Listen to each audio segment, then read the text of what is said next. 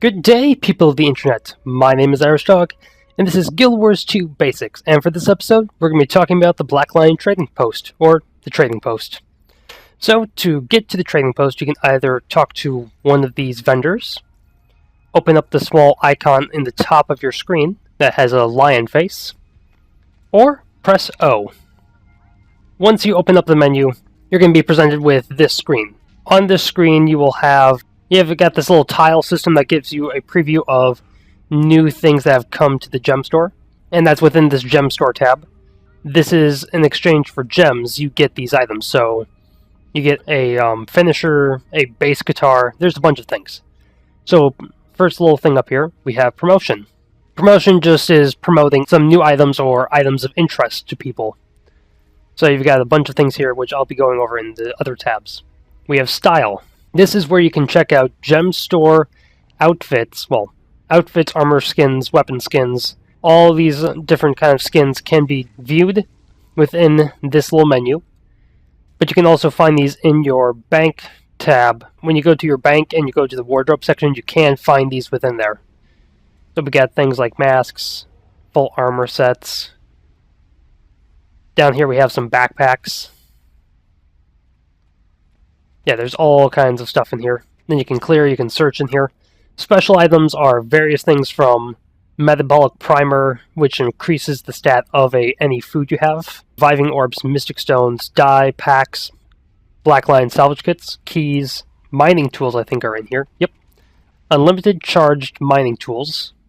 Oh, unlimited use mining tools.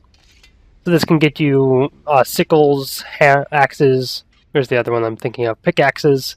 So that's what's in special. Service, we got various things here of self hairstyle kits, so you can change the hair of your character. Total makeover kit, which can change all the appearances of your character. If you remember the first panel of character creation after you pick your class, that's what this will open up. You can change height, the sex, facial features, all that stuff. Bank access allows you to remotely access your bank from anywhere in the world. Let's see, we got instant repair canisters. If you have damaged armor, you can instantly just pop one of these to repair it. Name change contracts, these are nice. I've actually had to use this on this character. Use one of these on this character. Boosts, these are little bonuses you can get that can boost you in some way in the world. So, extra experience for killing creatures, swim speed, world versus world boosters, magic find. You can also get some karma boosters, crafting boosters, and a consumable bonfire that lots of other people can use. These are nice if you're going to go like a crafting spree for a while. We have toys. This is where various things you can find, like a bobblehead laboratory, where you set up a small station on the ground, and then people come up to it and then interact with it, and then they can become bobbleheads. Then we've got toys around here like instruments. The magic carpet, which is really interesting. Your character rides around on the carpet.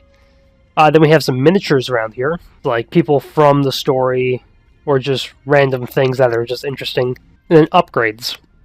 This is where you can get a third, crafting discipline, expand your bank, expand your inventory, which you can also do by clicking this little icon in your inventory to instantly do it. Improve your home instance with crafting nodes. Upgrade your copy of Guild Wars to become Digital Deluxe if you didn't buy it that way. You can also get mail carriers here, and then storage expander. Yeah, this is the one that allows you to expand your... This expands your material storage. Then, if you noticed up here, we have buy gems and redeem gems. So buying gems opens up a little credit card thing for you to pay with real money for gems. And then redeem code is, you just enter in a gem card code here to get gems. That brings us into our next menu, which is currency exchange. Currency exchange is where you can convert gold to gems and gems to gold. You have these preset amounts here, so 250 gems for this, 250 gold for this much gems, like 10 gold for this much. Oh, no. To get 10 gold, you need this much. For 50 gold, you need this much. Over here, you can convert this much gold into that much gems. And then also you can do custom exchanges down here. Once again, you can press here to get more gems by pressing buy more gems. Yep, that's that tab done. The trading post. This is the actual trading post, or TP. This is where you sell items. You have here the home, brings you right here. Sell items brings you to your inventory, and you can sell items here. And then you can go into your, organize these by what bags they're in. So like I can go to this bag, and then it just shows these items. Same with over here. Invisible bag does not show up. I've gone over that several times. The transactions are all the items you're selling or buying, and then also shows you recently bought as well. And you can't cancel transactions here. And you do that by, you press cancel, then you have to confirm.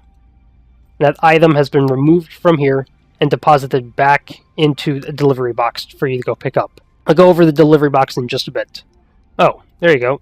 On the side you can see what you're buying, what you're selling of current transactions. Then you can look at your history and see what you've bought, what you've sold. What you've sold tab can be expanded by pressing the load more, and then you just have to reorganize it to see what else you've sold. What you've bought, you can see all the things you've bought here. Here is where you can quickly sell items by pressing that, or buy armor, buy weapons, and it brings you to these tabs over here. So we have inventory bags, so it's different kind of bags. You have a bunch of other items like miscellaneous dyes, minis, lots of different things here. We have skins, crafting material, upgrading components, weapons, and armor.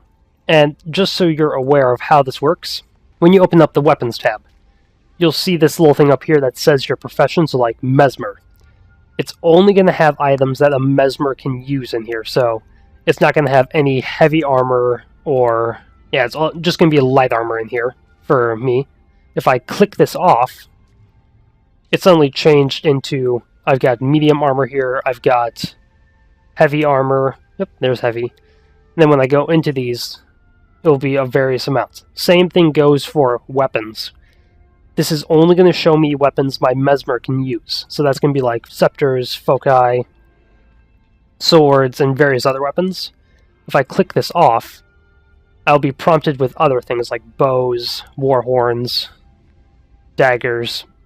So do be aware of that. And then over here, you can organize this by the rarity of the item, what profession can use it, the level range, show available or unavailable, match my level, can easily just match you by a factor of 5. So if you're like level 30, this will probably be 25 to 35.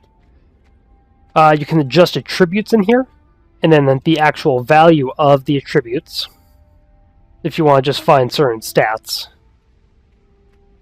Then you can find these in there, and then you can adjust them to what kind of attributes you're looking for. And that same goes with armor. So I'm going to show you how to sell items and how I kind of go about selling items. So we're going to open up this. So I just did a dungeon run and got a bunch of items. I'll show you first the blue items, and then I'll show you the green items that I would be using.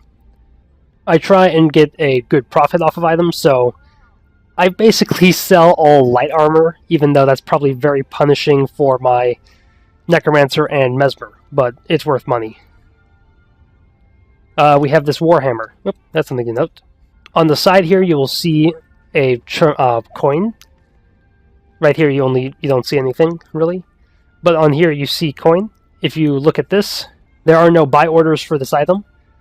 But for this one, there's some buy orders. And the way stuff works in this is, when you're going to sell an item, you either sell it to a buyer. This means it's instantly sold. It's just sent off straight away to the person who's wanting this item. Or you go to the seller tab, which means you're selling an item for hire and it's waiting for someone to buy it. So if we go over to an item, currently there's an order for, I can set an order for this item, or I can just buy this right away. I'm not going to go too in depth on how the system works, but there are definitely some really good videos out there that definitely show this a lot better than what I'm doing. Back to the selling tab. Oh, that's one more thing. When you're buying items, if they stack, you can move this little bar and you can buy more. And as you buy more, I can buy 12 of these items for 8 silver and 9 copper. But as soon as I hit 13, it will take from the next seller. I will have to pay a silver or 10 copper for the next item, and then so on and so forth as you go down this list. On to selling items again. So for selling items, you have to pay attention to a couple things. The vendor value, which is up here. Also, you can look at the item to see the vendor value, which is at the very bottom. So this one's worth 99 copper. You also need to look at the listing fee and the exchange fee. So this is a good example right here. No one's wanting to buy this. The selling value right now is at basically the vendor value. If you're doing this, you're selling it to people for basically 99 copper. Well, this is a silver and 17 copper is what 99 copper, 6 copper, and 12 copper add up to. So do be aware of that, because you're not going to be making this silver and 17 copper off this. And these listing and exchange fees get higher with the more a item is selling for. So this is 6 copper and 12 copper for these fees. If we move over to this exotic item, it's selling for 2 gold, and the listing fee is 11 silver, and the exchange fee is 22 silver. So do be aware of that when you're buying and selling, when you're selling items, just to make sure you're getting profit. The game actually does make sure you'll get a profit from this. You won't be losing money. But here we go. This is an example of an item that sells for a decent amount of money. Well, 98 copper it's going to sell for. But there's 5,000 more orders to go in. So I will usually just either sell this item or break it down. Once I put this on the auction house, it's going to be 5,000 more orders of these till this item sells, and I'll get money. So it's just better for me to either sell it right away to a NPC or just break it down for materials. We're going to move on to green items to show you what that's like. We have quite a selection here of items to show you for green. So we have this rare item that's a ring. Now, I am not actually going to sell this item on the trading post, even though it's going to give me a bunch of gold, because I need this for I need to salvage it for a special resource. Unfortunately, I did not get it, so there. I'll go into detail on why I did that in a episode way down the line, but it's going to come soon. So, as you can see, these things are going for good prices. These have orders on them, so that means they'll be going for much higher prices in the seller tab. So like this dagger, it's a silver 32 copper. Just to sell it and put it out there is for 2 silver and 25 copper. So that's a good price. This light armor always goes really high, so I'm selling that. Hammer. Okay, I'm fine with the 720 orders that are already in because that's not that much of a weight. 17, another decent one. Okay. So after you sell items and eventually people start buying them, you need to pick up your order. But you can't pick up your order from this menu. You'll bring it up and you can't take it. You have to go to an actual trader. So one of these guys with these symbols. They're in every major city and some areas outside of major cities, but not much. When you talk to them, they will automatically take you into the trading post, and then you can pick up your order. There we go. So I just got some gold and the dagger. One thing to mention. I can't demonstrate it to you guys, but when you buy something off of this, off the gem store, instead of these items going to the trading post and being in this delivery box, instead they're instantly mailed to you. These things are instantly mailed to you, so they will come into your mail tab, and then you can pick them up. Okay, one thing I did forget to mention with the crafting tab is you can right-click on these items and you can buy them from the trading post. That instantly takes you to the trading post. You can click on items you need, so like maybe you need this item. Instantly brings you to the trading post and then you can buy it.